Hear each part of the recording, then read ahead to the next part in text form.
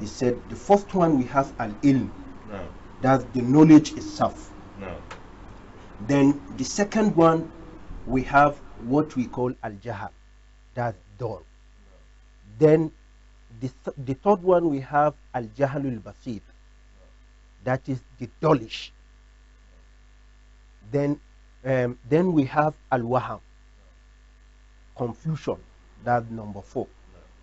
Then then he said from this number 4, then number 5 we have a situation whereby a person will be trembling on the balance. No. That's in Then a between. shock, No. isn't it? That's No. in between. No. That is it right or wrong, No. isn't it? Then the last one we have expectation. No. That's what you are expecting. But generally he's classified knowledge into 2. No. He said we have knowledge based on meditation, No. acquired through meditation. That's why if you see some political scholars, or I mean say they used to say the best exemplar of this meditation is Prophet Muhammad sallallahu alaihi wasallam. Before Jibril alayhi salam came to him with the first revelation, No. he used to stay away and keep himself in what we call cave of Hira, No. isn't it? That's when that's when Angel Jibril alayhi salam came and revealed the first chapter, a portion of the portion of the first chapter in Islam to him. That's Iqra. Then he said, read.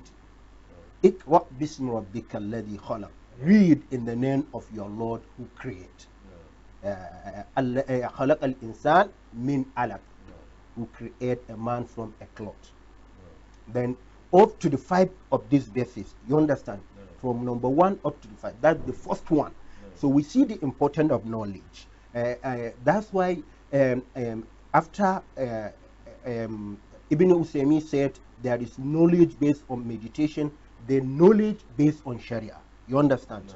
The one you acquired, the process that Sharia accepted to follow, adopt and acquire knowledge itself. No. You understand? So if you have haven't seen the classification of knowledge, knowledge has a very paramount importance in Islam in such a way that Allah subhanahu wa ta'ala in chapter 9 of the Quran, Surah At-Tawbah, commanded the believers that even if they are going for war, they should not go forward for all of them, all together. No. A portion, a company of Sahaba No. should remain behind and acquire a good understanding of Islamic knowledge. No.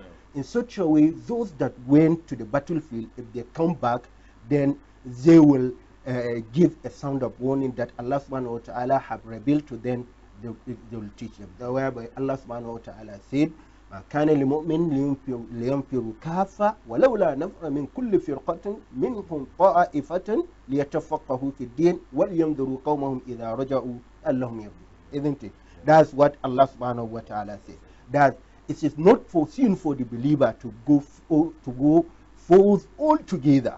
Rather, a company, a portion of Sahaba should remain behind, or a portion of Muslim Ummah should remain behind and get a well understanding of Islamic knowledge in such a way that if they come back, they will teach them what they have so far seen.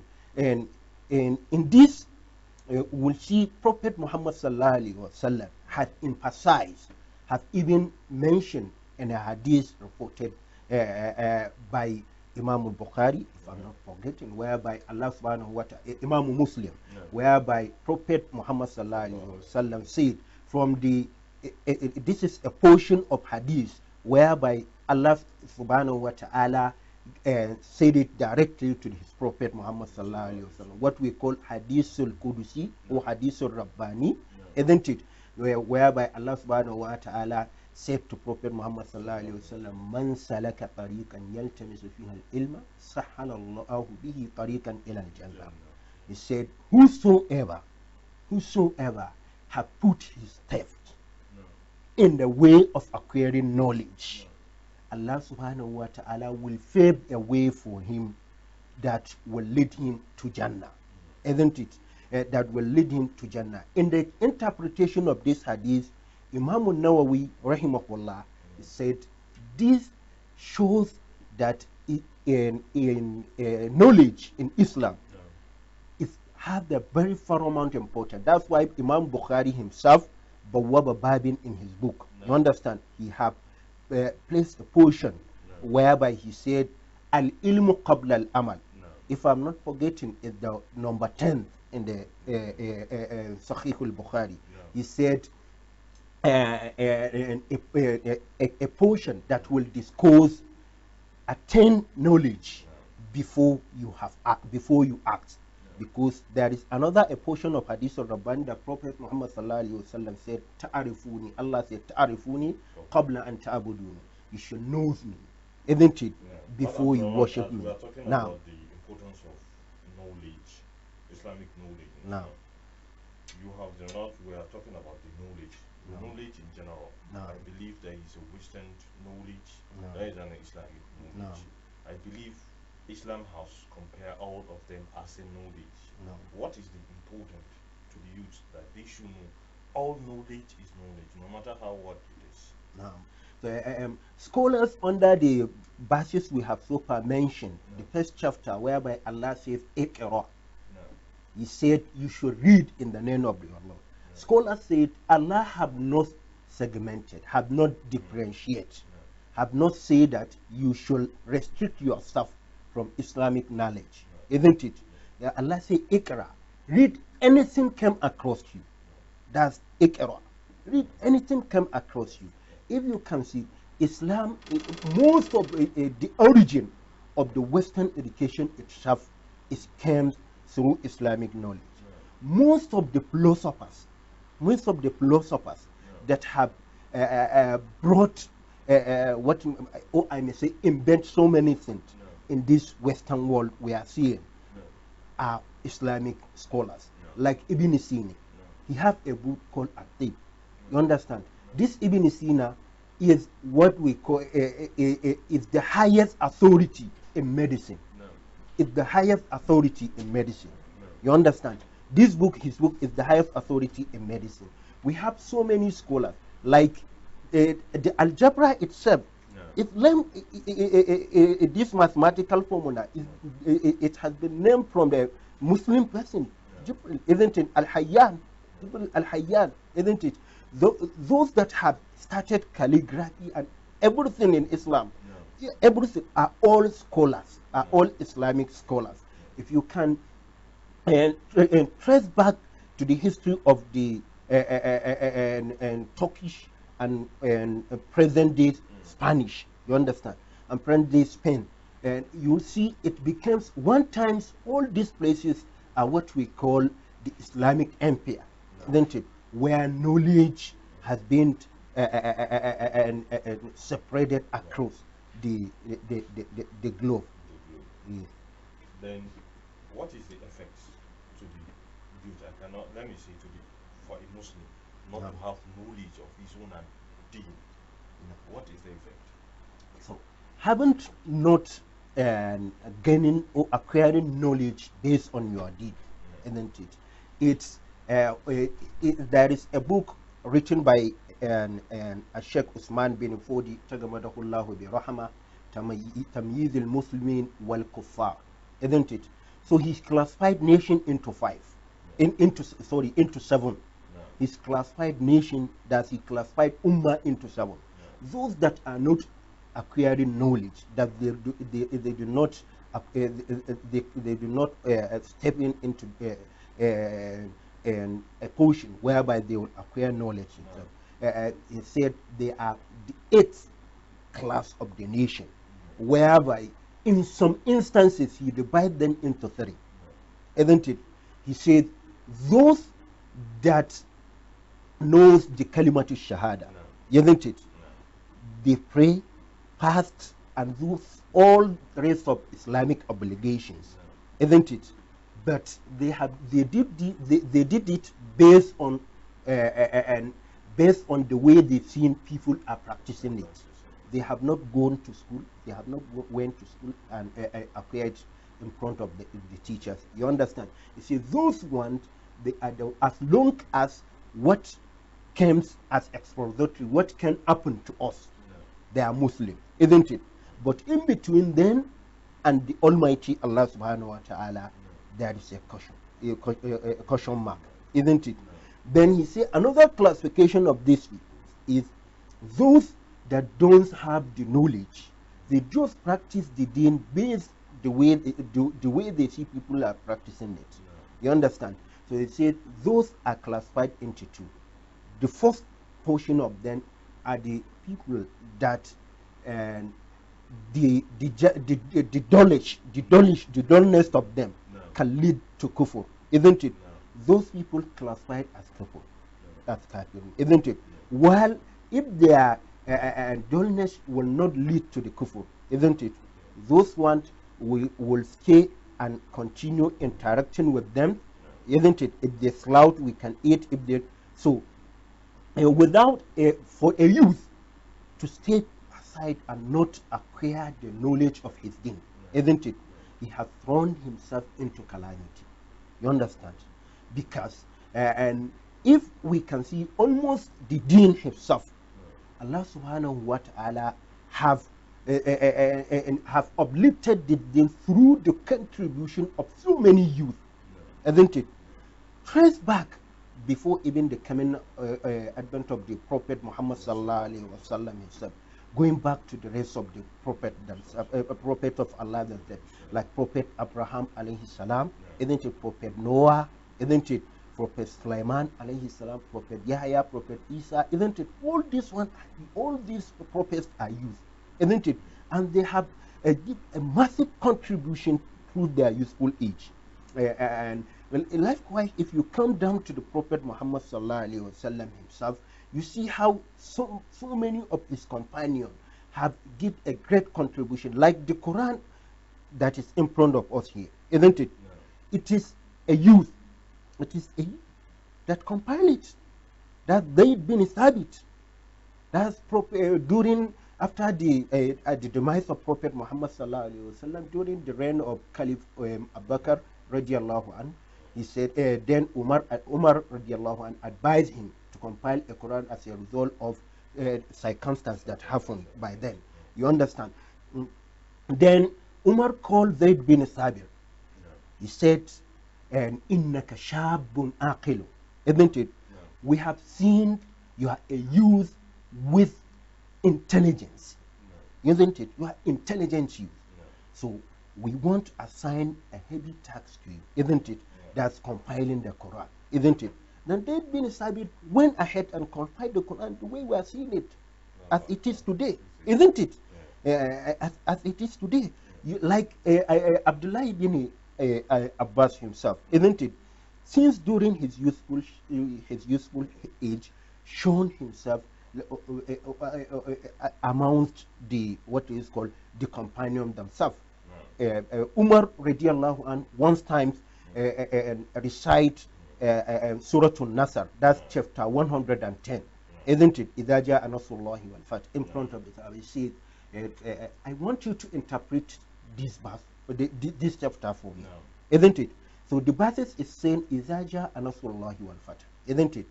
When the help of Allah came, وَرَأَيْتَ النَّاسِ, you will see people you will see people وَرَأَيْتَ النَّاسِ, you will see people يَدْخُلُونَ فِي دِينِ اللَّهِ أَفْوَاجًا, entering the religion of Allah truth by truth, gun by gun, isn't it? Entering the, he said, so if this happened, فَسَبِّحْ بِحَمْدِ رَبِّكَ وَاسْتَغْفِرْ, you should glorify your Lord and seek for his forgiveness. إِنَّهُ كَانَ تَوَّابًا, surely Allah is the acceptor of repentance, isn't it? And then all the Sahabas interpret the chapter as this, the way I have interpreted it now. But Abdullah bin Abbas, by then he do not even reach the age of maturity, because even up to the time when Prophet Muhammad sallallahu alaihi wasallam demise, he is not up to 15 years. He did not reach the age of maturity. Then he raised his hand up. Then Umar said, do you have anything? Do you have any contrary view concerning this? He said, yes. So what do you have? He said, this particular chapter is alerting us that the life of our noble prophet is almost about to come to an end. Allah. Then Umar radiallahu anhu said, of surely this is what I foresee concerning this verse. And scholars of history said that Prophet Muhammad sallallahu alaihi wasallam will not last, it will last only 93 days or about if he left this world. Allah. You understand? Likewise, Abdullahi bin Umar himself, he's also a youth, isn't it? Abdullahi bin Umar, who's the teaching of Malikiya, the doctrine of Malikiya, isn't it? Is all through his channels of and teachings, isn't it? That because he taught Nafi', isn't it? Then Nafi' is the scholar of Imam Malik bin Anas, isn't it? So him himself one day sitting in the palace of Prophet Muhammad sallallahu alaihi wasallam, that then Prophet sallallahu alaihi wasallam said, who can tell me a tree that if you have observed it very carefully, it look like a Muslim, isn't it? Then Abdullah bin Umar said, by then in my mind I know that this tree is a farm tree. It's a dead tree, isn't it? That's what we call in Hausa dabino, isn't it? It's a dead tree. Then but he feel like not to see it, isn't it? Yes, because of the usefulness of it. On his way going, then he told his father that. Then Prophet ﷺ said, gave the answer. Then of their way going, then he told his father that I also know in my heart, from the bottom of my heart, what the answer that the Prophet Muhammad ﷺ gave is what I have intended to be. He said, why you have not talked? If to say you have said it, I will feel more anxious, I will feel more happy than the way you say it now, isn't it? You see, that's at his useful head. See, Anas bin Malik, isn't it? Anas bin Malik, if you are just isn't it? There are many abundant of them. If you are just joining us, you are joining DITV Kaduna in the program Living in Islam. Living in Islam is a program that comes to you every Friday at this time. As you know, Living in Islam is a program that educates the Muslim Ummah how to live their life in an Islamic way of life.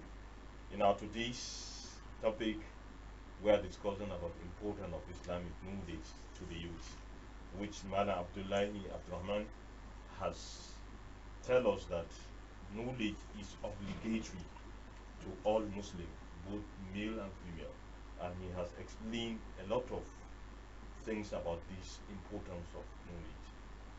Is it there is anything or there is any effect if I don't have the knowledge of how to pray in Islam? Yes, there is, of course.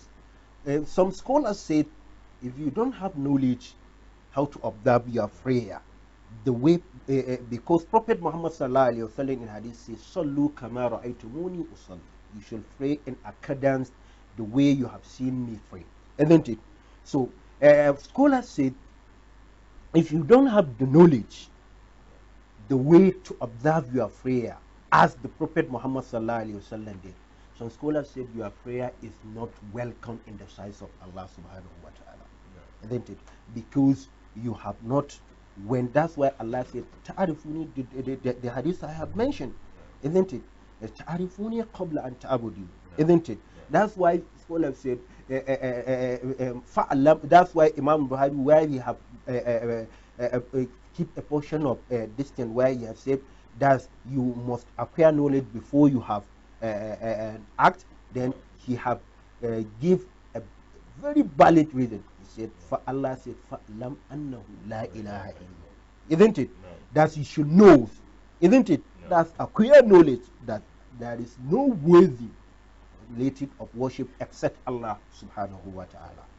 Viewers, you can send in comments, just only comments or questions. Please don't call, just questions or comments. Inshallah, in our programs we'll be reading it. As you can see it on the screen, I'll read the number 080 7562. Just send a comment or question. Inshallah, we will read it. Mal Abdurrahman, you have tell us that it's obligatory to every Muslim. You have to every Muslim to know the knowledge of whatever he wants to do in Islam, especially our ibadah.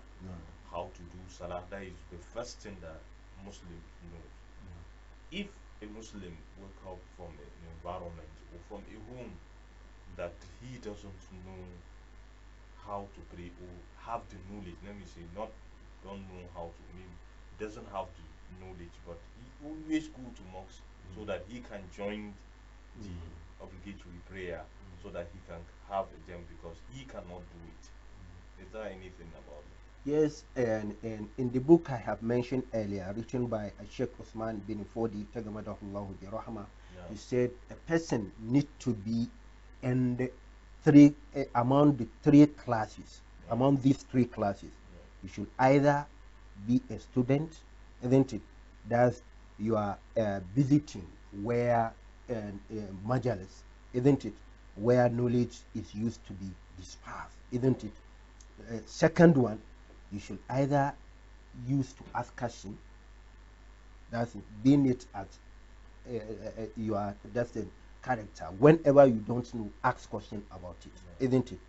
Or you should have the knowledge itself, isn't it? So if you have been among, if you found yourself among these three classes of people, isn't it?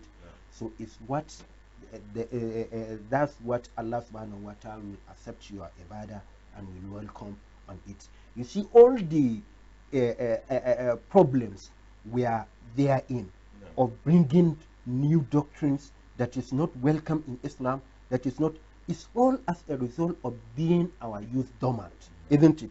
Not to go online, isn't it? Anybody will interpret the verse of the Quran based on his own understanding, while the best way to interpret the Quran, isn't it? We have three classes of tafsir, isn't it? Four classes of tafsir, isn't it? We have tafsir, that's what we call tafsir bil ma'sur, isn't it? That's tafsir Quran bil Quran. That's to interpret the Quran with another verses of the Quran. Tafsir Quran bil Sunnah, that's interpret Quran with the saying of the Prophet Muhammad sallallahu alaihi wasallam. The tafsir Quran bil aqwali Sahaba, then to interpret Quran based of the saying of the Sahaba themselves, isn't it?